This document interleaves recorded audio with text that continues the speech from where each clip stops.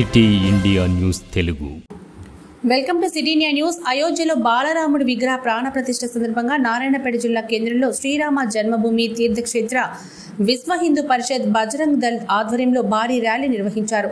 అయ్యప్ప స్వామి ఆలయం నుంచి ప్రధాన రహదారుల గుండా శక్తిపీఠం వరకు ద్విచక్ర వాహనాలతో భారీ ర్యాలీ నిర్వహించారు. అనంతరం ఏర్పాటు చేసిన కార్యక్రమంలో బీజేపీ జాతీయ ఉపాధ్యక్షురాలు డీకే అరుణ 1992లో కర సేవలో పాల్గొన్న వారిని ఘనంగా సన్మానించారు.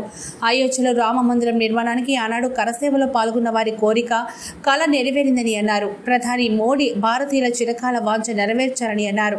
కాషాయ జెండాలతో పెద్ద సంఖ్యలో యువకులు పాల్గొన్నారు.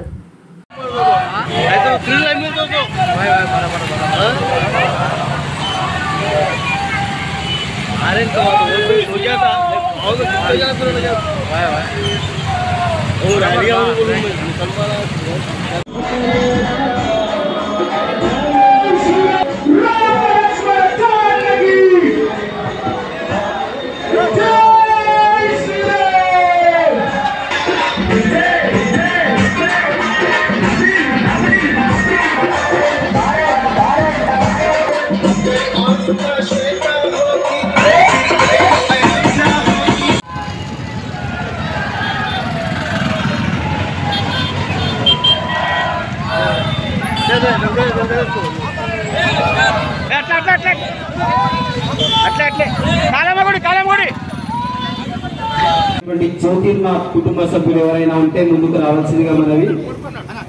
అలాగే కీర్తిశేషులైన పోలేపల్లి మారుతి గారి కుటుంబ సభ్యులు, పసుపుల హనుమంతు గారి కుటుంబ సభ్యులు, అలాగే కొల్లూరు ప్రభాకర్ గారి యొక్క వేదిక దగ్గరికి రావాల్సిందిగా మనవి.